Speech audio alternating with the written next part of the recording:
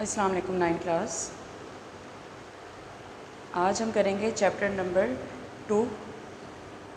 Chapter number 2 का start हम करेंगे आज इंट्रोडक्शन से। चैप्टर 2 का नेम क्या है? Solving a biological problem. क्या नेम है? सॉल्विंग आ बायोलॉजिकल प्रॉब्लम, यानी किसको सॉल्व करना है? बायोलॉजिकल प्रॉब्लम को। बायोलॉजिकल प्रॉब्लम यानी ऐसी प्रॉब्लम जो किससे रिलेटेड होगी? Related to living organisms. Biological problem means किससे रिलेटेड होगी? ऐसी प्रॉब्लम जो लिविंग ऑर्गेनिज्म से रिलेटेड होगी, उसको हमने सॉल्व करना है। क्यों बायोलॉजिकल प्रॉब्लम को सॉल्व क्यों करना ज़रूरी है? हमें क्या चाहिए लिविंग ऑर्गेनिज्म से? जब हम कोई भी प्रॉब्लम आती है लिविंग ऑर्गेनिज्म से रिलेटेड, तो उसको सॉल्व करके इंसान अपने ही फ़ायदे की कुछ चीज़ें, हमारी अपनी ज़िंदगी आसान हो जाती है, हमारा अपना सर्वाइवल इस ज़मीन पर आसान हो जाता है। तो बायोलॉजिकल प्रॉब्लम चैप्टर का नेम है और हमारा सबसे पहला टॉपिक है बायोलॉजिकल मेथड। बायोलॉजिकल मेथड क्या है? एक प्रॉपर मेथड है जिसमें क्या किया जाएगा? बायोलॉजिकल प्रॉब्लम को सॉल्व किया जाएगा। बायोलॉजिकल मेथड की डेफिनेशन क्या है? The scientific method. कौन सा मेथड कहना है? The scientific method in which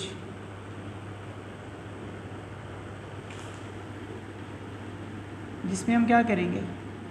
the scientific method in which biological problem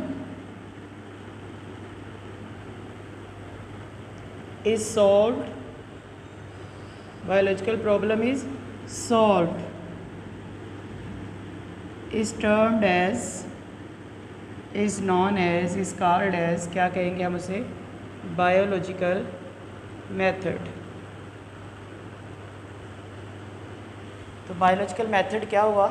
एक ऐसा साइंटिफिक मेथड है जिसमें हम क्या सॉल्व करते हैं? बायोलॉजिकल प्रॉब्लम को, यानी ऐसी प्रॉब्लम जो किससे रिलेटेड होगी? लिविंग ऑर्गेनिज्म से मुतल्लिक होगी। तो जब भी हमारे पास कोई लिविंग ऑर्गेनिज्म से रिलेटेड कोई प्रॉब्लम आएगी तो उसके लिए हमारे पास एक साइंटिफिक मेथड होगा। तो जब हम लिविंग ऑर्गेनिज्म से रिलेटेड उस प्रॉब्लम को सॉल्व करेंगे साइंटिफिक मेथड के ज़रिए से, तो ऐसा मेथड कहलाएगा बायोलॉजिकल मेथड, क्योंकि हमने इसमें क्या किया है? लिविंग ऑर्गेनिज्म से रिलेटेड जो प्रॉब्लम थी उसको सॉल्व किया है। तो बायोलॉजिकल मेथड तकरीबन कितने सालों से रिसर्च में रोल प्ले कर रहा है? तकरीबन 500 ईयर से, जब गैलीलियो ने भी एक्सपेरिमेंट किए थे। गैलीलियो ने भी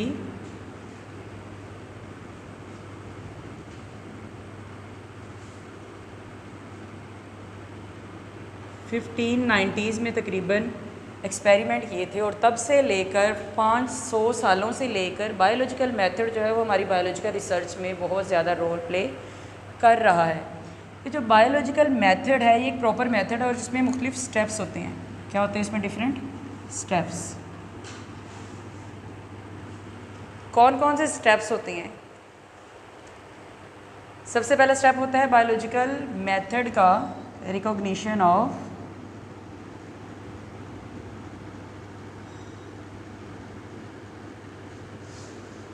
biological problem. Recognition of biological problem. Recognition क्या होता है? रिकॉग्नाइज से है। रिकॉग्नाइज का मतलब क्या है? जान पहचान।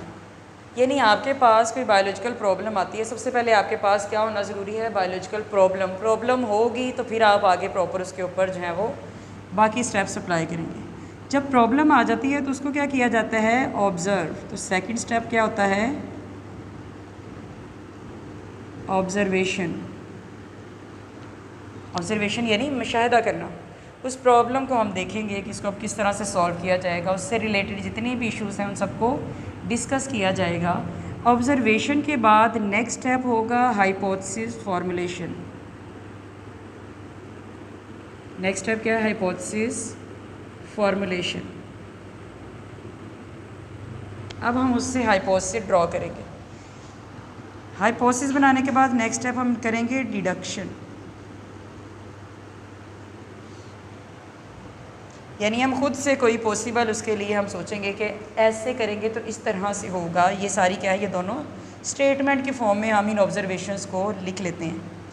जब हमने हाइपोथेसिस और डिडक्शन बना ली तो उनकी बेस पर हम क्या करते हैं, नेक्स्ट एक्सपेरिमेंट। साइंटिस्ट क्या करेगा फिर, एक्सपेरिमेंट करने के बाद अगर तो वो ठीक था, एक्सपेरिमेंट ने उसको सच साबित किया है, तो फिर हम अगले स्टेप्स की तरफ जाएंगे, नहीं तो एक्सपेरिमेंट से वापस आ जाएंगे हम फिर हाइपोथेसिस पर, फिर नया हाइपोथेसिस बनाएंगे। नया हाइपोथेसिस तब तक बनाते जाएंगे जब तक कि एक्सपेरिमेंट उस रिलेटेड प्रॉब्लम से मतलब जो भी हम सारा कर रहे थे उसको सही साबित नहीं कर देता, तब तक हम अगले स्टेप पर नहीं जाएंगे। तो नेक्स्ट स्टेप क्या होगा एक्सपेरिमेंट के बाद, अगर एक्सपेरिमेंट ठीक हो जाता है, उस हाइपोथेसिस को सही कर देता है जो हम लेकर चल रहे हैं, तो फिर हम नेक्स्ट स्टेप क्या करेंगे, समराइजेशन ऑफ,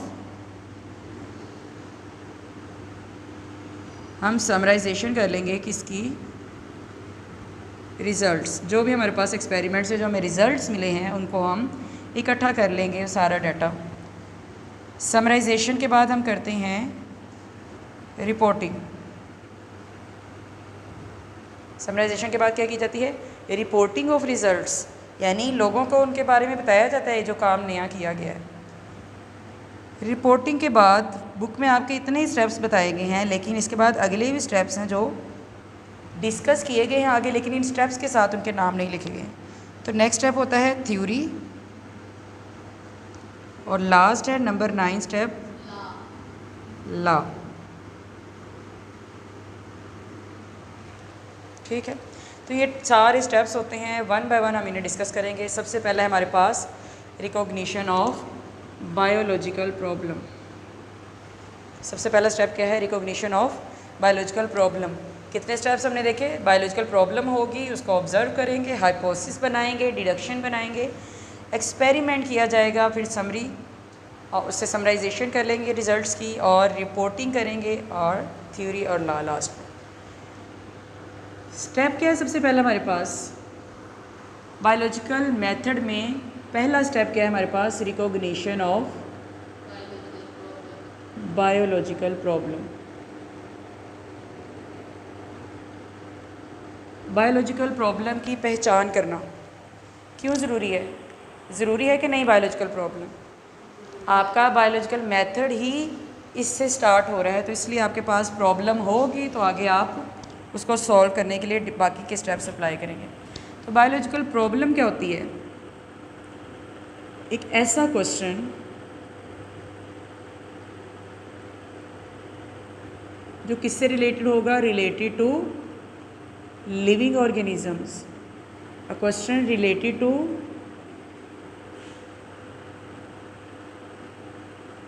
लिविंग ऑर्गेनिजम्स।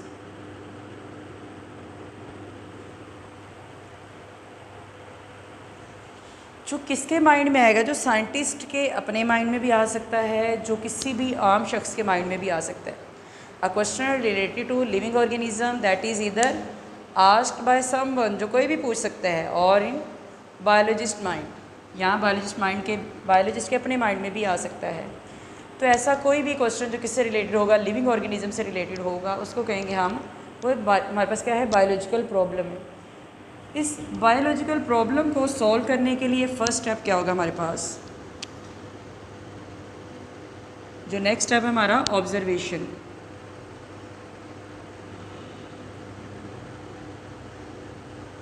यानी मुशाहिदा करना।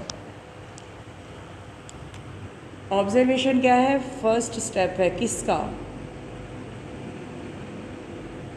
ऑब्जर्वेशन फर्स्ट स्टेप है, लेकिन किसका ये बताना है, बायोलॉजिकल प्रॉब्लम को सॉल्व करने का फर्स्ट स्टेप ऑब्जर्वेशन है, लेकिन बायोलॉजिकल मेथड का फर्स्ट स्टेप पूछेंगे तो वो कौन है, वो है रिकॉग्निशन ऑफ बायोलॉजिकल प्रॉब्लम। तो ऑब्जर्वेशन क्या है, first step to solve a biological problem. अब आपसे वो पूछे बायोलॉजिकल मेथड का फर्स्ट स्टेप बताएं तो आप क्या कहेंगे, biological problem, recognition of biological problem, ये उसका फर्स्ट स्टेप है। आपसे वो कहे कि इस प्रॉब्लम को सॉल्व करने का फर्स्ट स्टेप कौन सा है, तो जाहिर सी बात है वो कौन होगा, ऑब्जर्वेशन। तो ऑब्जर्वेशन बायोलॉजिकल प्रॉब्लम को सॉल्व करने के लिए फर्स्ट स्टेप है। ऑब्जर्वेशंस जब भी बनाई जाती हैं तो 5 सेंसेस यूज़ होती हैं। ऑब्जर्वेशन बनाते हुए हमारी 5 सेंसेस यूज़ होंगी, जो कि कौन कौन सी हैं, कौन सी हमारी 5 सेंसेस हैं? वही सी, स्मेल, टेस्ट, टच और 5, ये तो 4 ही। यहाँ आप उस चीज़ को क्या कर सकते हैं? सुन सकते हैं। ठीक है, यहाँ तो आप उस चीज़ को देख सकते हैं, या स्मेल कर सकते हैं, या फिर आप उसको टेस्ट करके बताएंगे, इसी तरह की कोई चीज़ होगी, या टच करेंगे, या उसको हेयरिंग यानी सुन सकते हैं। इन्हीं में से कोई सेंसेस यूज़ होंगी जब आप ऑब्जर्वेशंस बनाएंगे। ऑब्जर्वेशंस की 2 टाइप्स होती हैं। कितनी टाइप्स होती हैं? 2। ऑब्जर्वेशन 2 तरह की होती है। या तो ऑब्जर्वेशंस होती हैं क्वालिटेटिव, या होती हैं क्वांटिटेटिव। या क्या होंगी? क्वांटिटेटिव ऑब्जर्वेशंस, या फिर होंगी क्वालिटेटिव ऑब्जर्वेशंस। अब बुक में प्रॉपर इनकी डेफिनेशन नहीं बताई गई, या आपने खुद से इनको डिफ़ाइन करना होता है। कुछ वर्ड्स, कुछ हिंट दिए गए हैं इनके बारे में कि ये कैसी होती हैं, लेकिन प्रॉपर डेफिनेशन नहीं है। तो आप प्रॉपर डेफिनेशन क्या करेंगे इनकी? क्वांटिटेटिव ऑब्जर्वेशंस आर, क्वांटिटेटिव कौन सी ऑब्जर्वेशंस होती हैं? जिनको हम मेजर कर सकते हैं। क्वांटिटी यानी मिकदार है जिसको हम मेजर कर सकते हैं, लेकिन क्वालिटी जो है उसको हम मेजर नहीं कर सकते हैं। कोई 2 कलर है हमारे पास, फॉर एग्जांपल अगर रेड कलर हमारे पास 2 डिफरेंट होते हैं, हमने इसको भी रेड करना था, दूसरे को भी रेड करना था, हम उन्हें मेजर तो नहीं कर सकते। लेकिन किसी चीज़ की लेंथ है, कोई वेट है, उसको हम मेजर कर सकते हैं। नंबर्स की शक्ल में जो चीज़ है तो वो हमारे पास क्या है? क्वांटिटेटिव ऑब्जर्वेशन है। लेकिन जब हम किसी चीज़ की क्वालिटी की बात कर रहे हैं कि ये ऐसी है, ये वैसी है, तो हम क्या कहेंगे? ये क्या बात कर रहे हैं हम, उसकी कौन सी ऑब्जर्वेशन होगी? क्वालिटेटिव ऑब्जर्वेशन होगी। तो क्वांटिटेटिव ऑब्जर्वेशंस क्या होती हैं, क्वालिटेटिव क्या होती हैं? Quantitative observations are measurable. क्या हम इन्हें मेजर कर सकते हैं, माप सकते हैं? जी। Measurable, invariable. Quantitative observations are measurable, invariable and more accurate.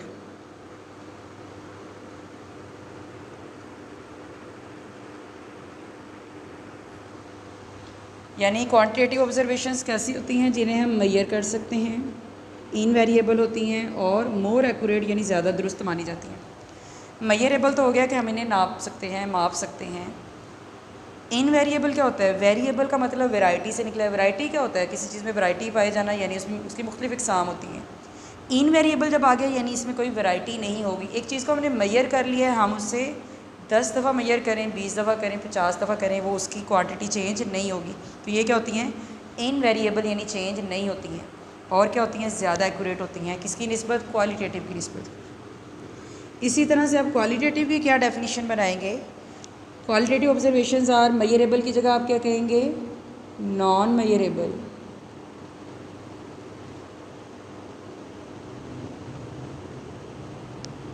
इधर आपने कहा इनवेरिएबल यानी ये चेंज नहीं होती, इधर क्या कहेंगे आप? इसी तरह लिखनी है आपने डेफिनेशन में, जस्ट वर्ड चेंज कर रही हूँ। इधर इनवेरिएबल है तो ये क्या हो सकती हैं? वेरिएबल। इनमें थोड़ा बहुत चेंज हो सकता है, हम एग्जैक्ट नहीं बता सकते कि इस चीज़ का कलर इतना है, इस चीज़ की ये खसूसियत इतनी है। ये मोर एक्यूरेट होती हैं, जबकि क्वालिटेटिव वाली इनकी निस्बत क्या होती हैं? Less accurate.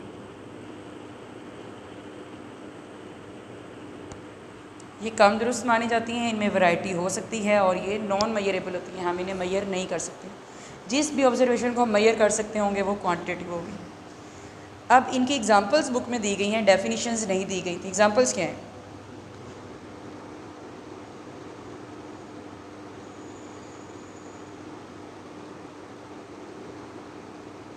एग्जांपल्स क्या क्या हैं?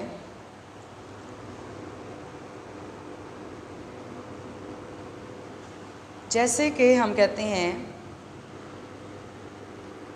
वाटर जो है उसका फ्रीजिंग पॉइंट है वो फ्रीज़ होता है 0 डिग्री सेल्सियस पर। पानी का फ्रीजिंग पॉइंट क्या है? 0 डिग्री सेल्सियस। और उसका बॉइलिंग पॉइंट क्या है? बॉयल होता है 100 डिग्री सेल्सियस पर। ये तो हमने क्वांटिटी की बात कर दी एग्जैक्ट। क्वालिटी में हम क्या कहेंगे? इसी को जब हमने क्वालिटी में बताना तो हम कहेंगे फ्रीजिंग पॉइंट ऑफ वाटर क्या होता है? Is colder than boiling point. Freezing point of water is colder. यहाँ पर क्वालिटी क्या आई है कि कोल्डर होता है।